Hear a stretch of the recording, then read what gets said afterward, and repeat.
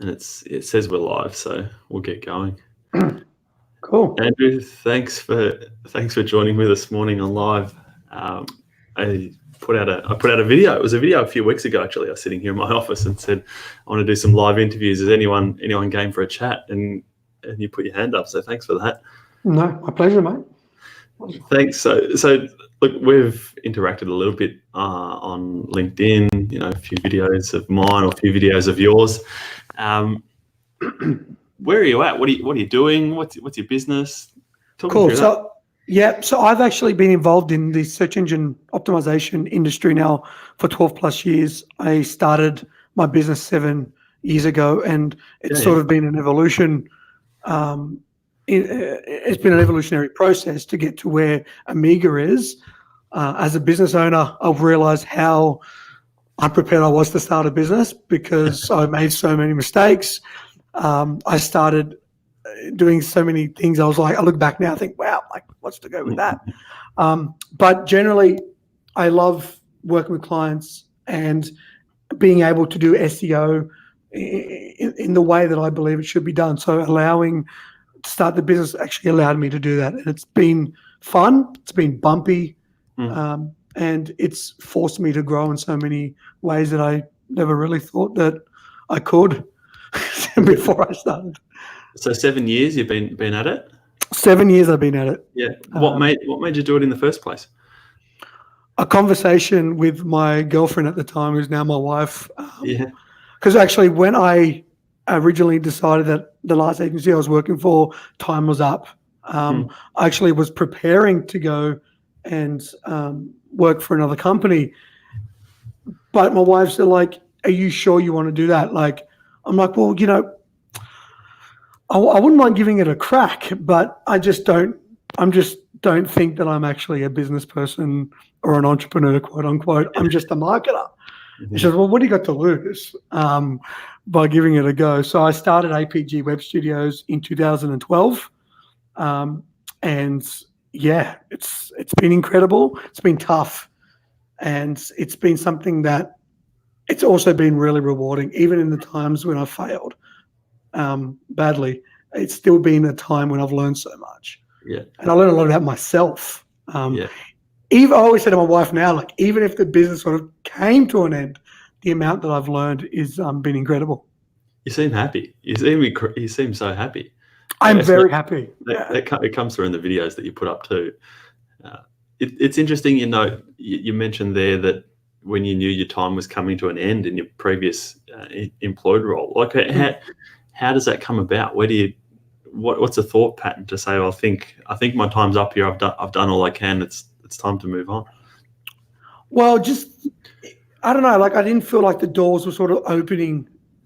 Up until that point, I sort of always sort of found my way navigating towards what I really enjoyed, and I was really enjoying working with clients. But the way the system was is I didn't really have direct access to the client. It was sort of went through a client manager. And I figured out a lot about myself over the years, that when you boil me down, which is why I sort of I was happy to put my hand up and say, I'll come on it, because I think when I boiled myself down, I really love people, and I really love that. I never thought I can continue doing SEO without actually having that client relationship, because relationships are a big part of who I am, and it's a big part of the SEO process. And that's what I enjoy most about the whole business. But then you start talking to me about forecast and numbers. And I'm a marketer, right? So data to a point. Okay. Yeah. So I think I came to a point where I'm like, I think I need to do it a little bit differently now. I was in that company for 4 years up until that point, and I thought, you know what? I think it's time to take a different route for myself, and was work with another company, but I didn't think I was going to start another agency at the time. But I think, upon self-reflection, I think it was the right decision looking back. And how did you find the first couple of years out on your own? Was it hard? Was it harder than you thought, or? Absolutely. I mean, for me, like I said, I don't deem myself as the natural entrepreneur. I didn't start a lemonade stand when I was 6 or Yeah. flip NRL cards or take free stuff and sell it off. So I found it very hard. I found it very lonely. I found it that, there's so much at stake. Like I still had to pay the rent and for a whole year not to make any money, and to sort of sink my entire life savings into it. Um, it was scary because I was living on my own and I had nothing to fall back on, and my parents were like 8 hours away, and I didn't really want to go there because I had my girlfriend at the time I didn't want to move away from. Yeah. So the first year was very tough. It was, and the whole like jumping from meeting to meeting, the rejection, the money that, like $20 for me to get a train because I couldn't afford a car. Yeah.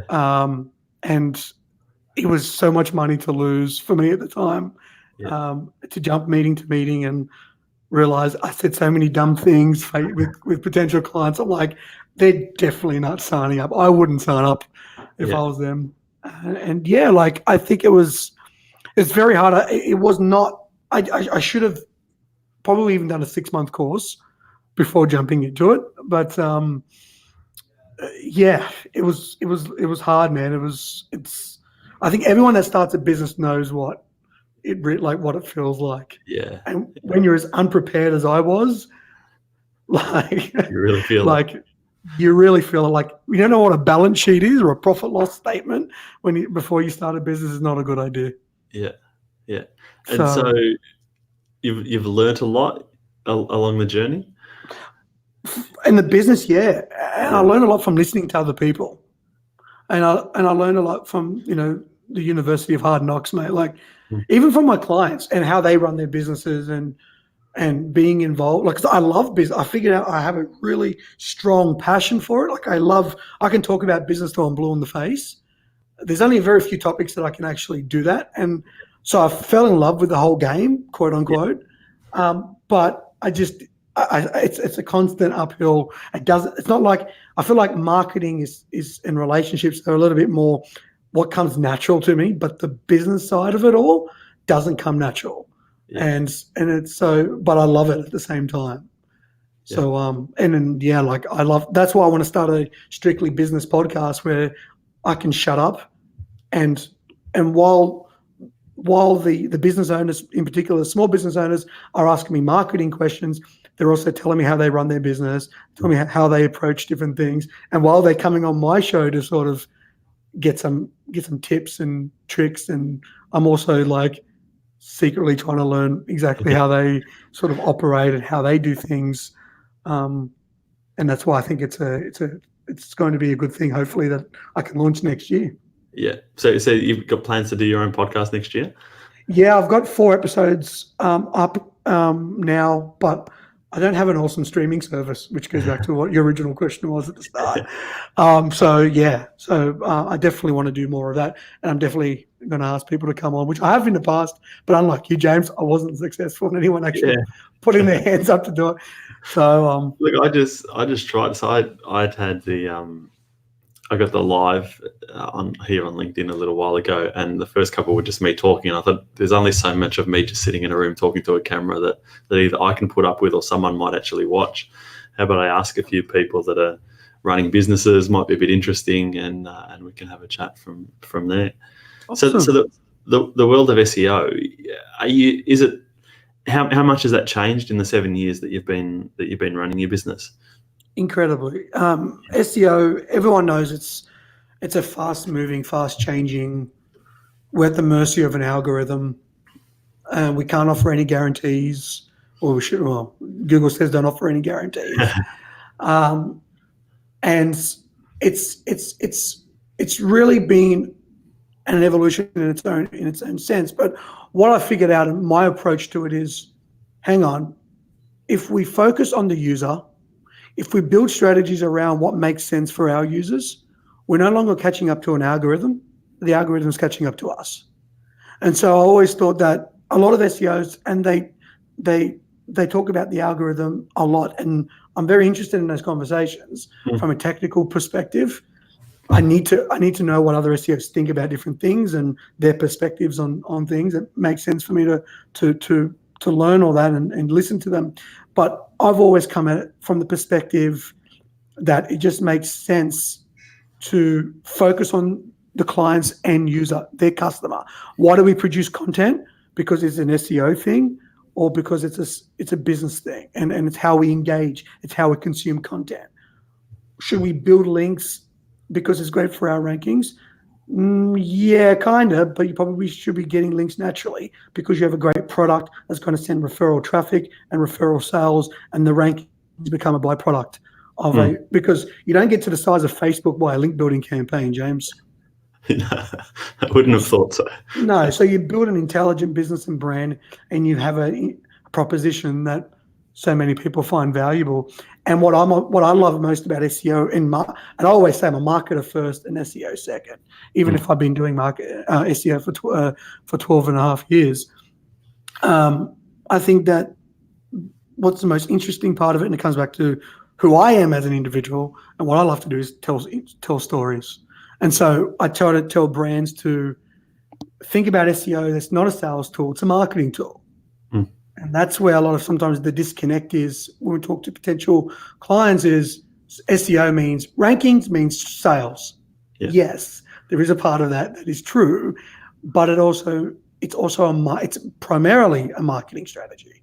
And therefore it's what I'm obsessed with literally is trying to create a content strategy that people are going to fall in love with the brand before they dealt with it. And there's so much noise, there's so much content.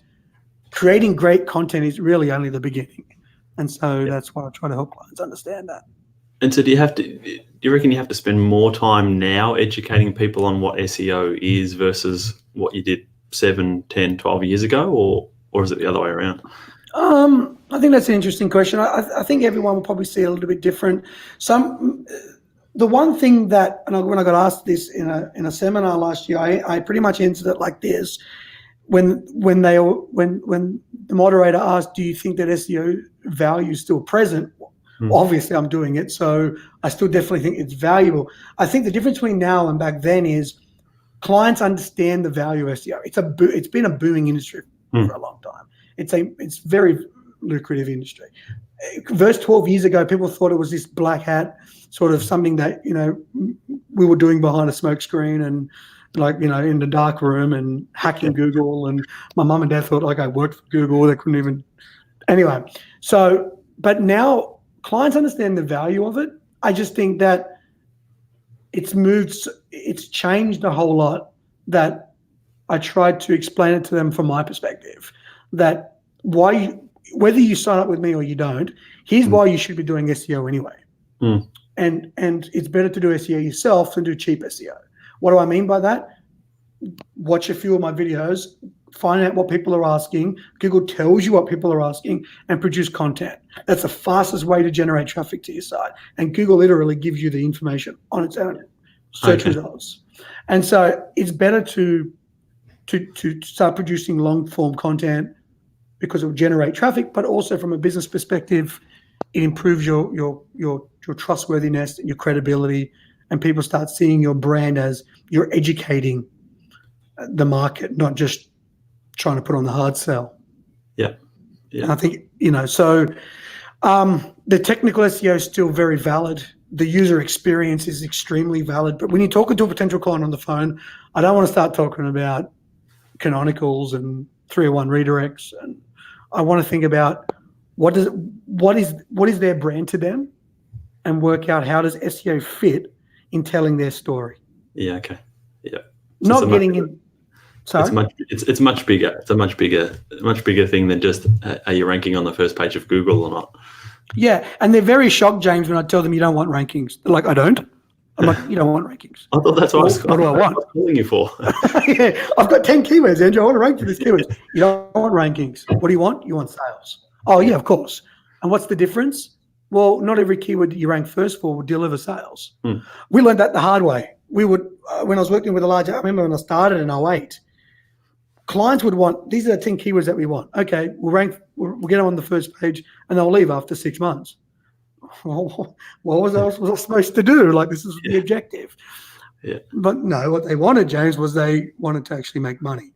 Yeah. And that's a funny thing. But so now I've sort of built, okay, what does a successful campaign look like in 12 months, and try to work on the micro with them, but also deliver the education on what is the big picture here. Why are we creating content? Why do we want links to our site naturally? Why do we want a fast website? Why do we want a user-friendly website? Why do we want to think about mobile a lot?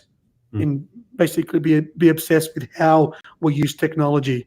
That's what I'd want to get through to them versus, can you rank me for Plumber Sydney? Yeah. Yeah. And I imagine given all of that, they're much more likely to stick around than 6 months now too. Exactly. And I think when they understand, look, you know, this is one part of the strategy, and every client wants to make sure that in the first 12 months they've got a positive return on investment. That's why I can't be totally naive and say forget about the short-term investment, which in SEO short-term investment is probably 12 months, but try to get them thinking, why is content so important? Why do we just want to do it for rankings? And that's why, like, I go back to, they understand the value of SEO. I just sort of want to, it's like a game of golf, just slightly turn the perspective 10 millimeters, and I can just take it completely different and drive it along for a lot longer. So for 2008, no one really understood what even SEO even was. But now they do. So it's just sort of coming at it from my perspective. This is how I think brands should operate. It's marketing. They should be telling stories. They should be engaging. They should be having podcasts. They should be having YouTube videos. They should be creating content on LinkedIn, even if they don't have a B2B market. They should be using social media. They should be, you know, utilizing all the available tools for different reasons, and they should be creating content for their blog and generating, because it makes sense for business. And it comes back to, because people ask me all the time, like, what happens if SEO dies? Well, SEO, I mean, is SEO dead? I mean, I don't know if you want to get into that. Maybe I'll leave that to you. I don't know if that's the direction you want to get down. I was going to say to you, like, are there still people out there that just don't get it at all? Like, they think I've got a website that has my phone number and then that's it, or are you still dealing with people that just don't get it whatsoever, or is it they've come to a level and it's kind of you more prodding them to say, well, keep doing this stuff, whatever it is that you're doing? Or turn it 10 degrees and open their eyes to something else? Well, sometimes when I hear the SEO is dead, it's very interesting on where that messaging is coming from. It's not usually coming from clients a whole lot.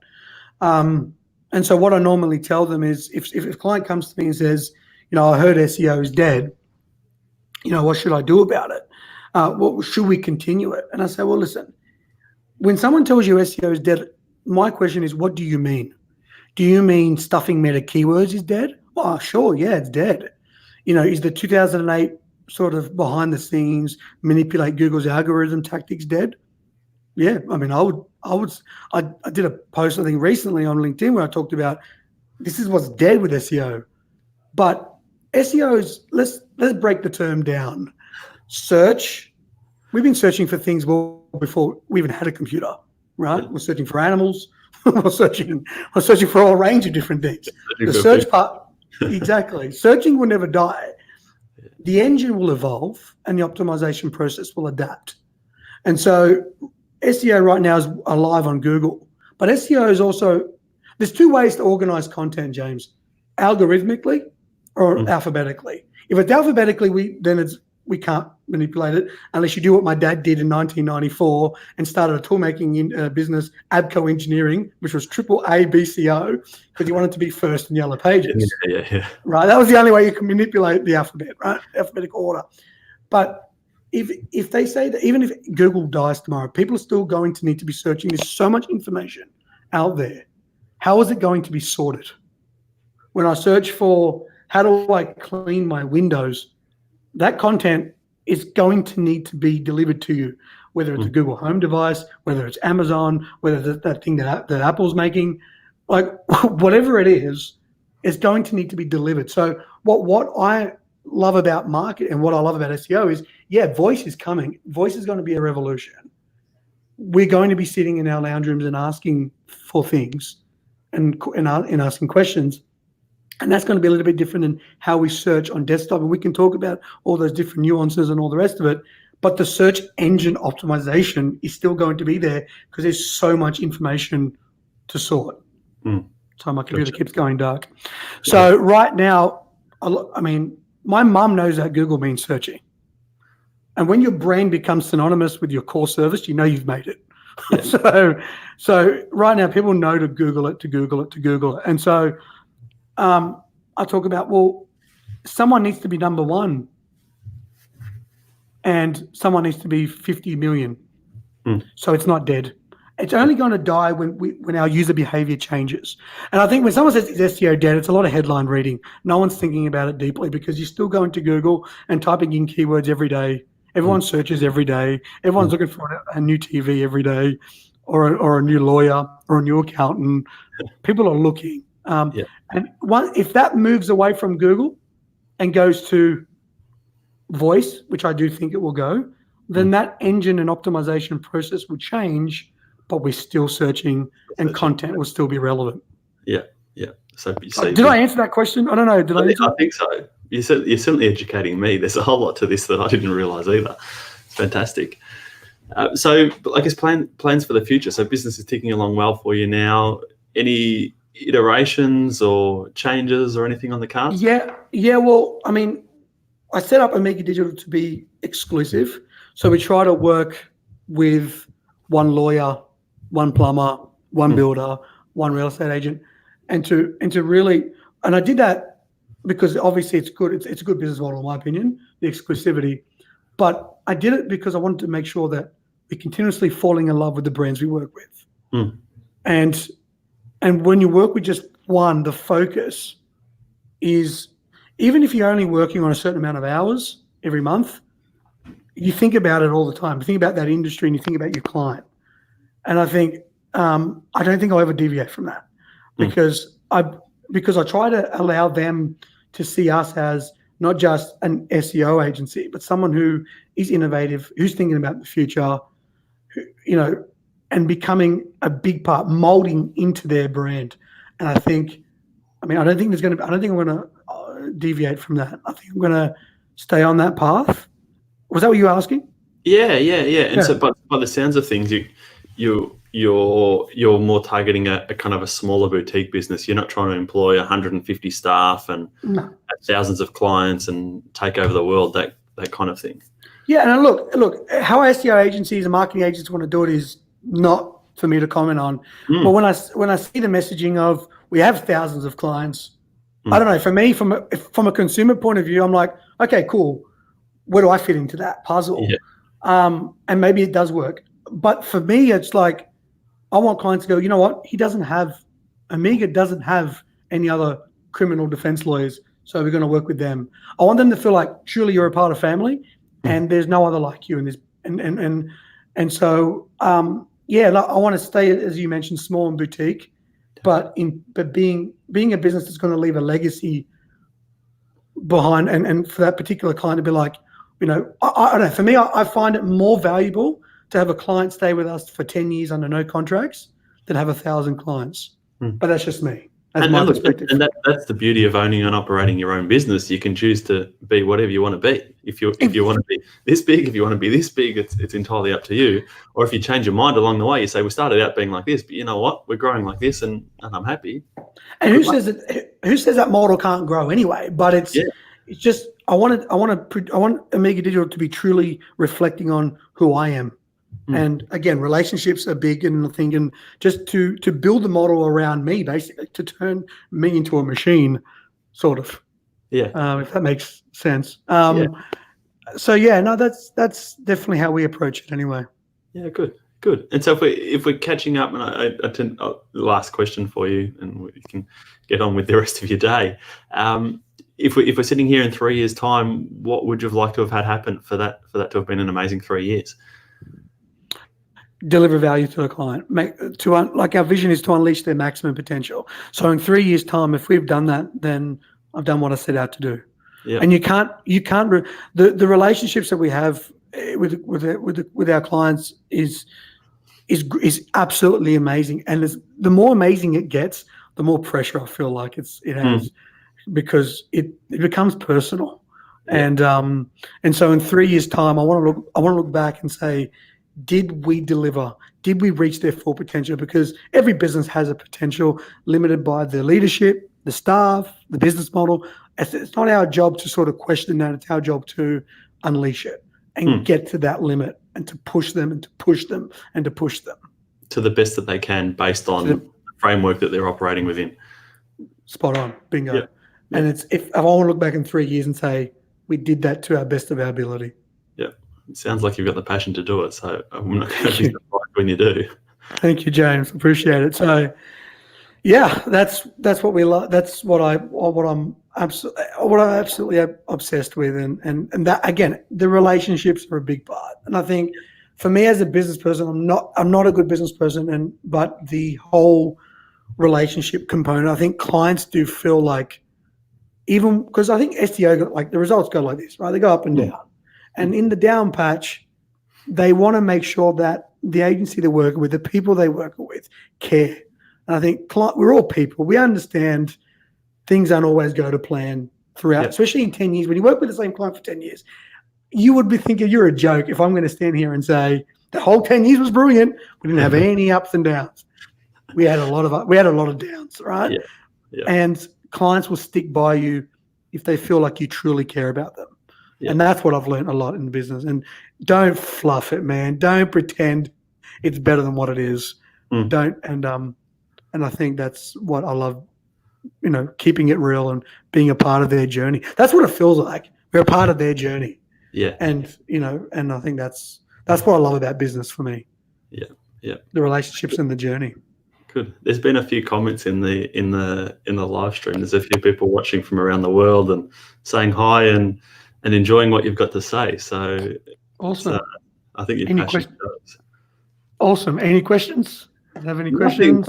No questions as such. Just couldn't agree more with you. Watching from the Philippines, a few people saying hi. SEO is something I always wanted to get done, but strangely it never worked.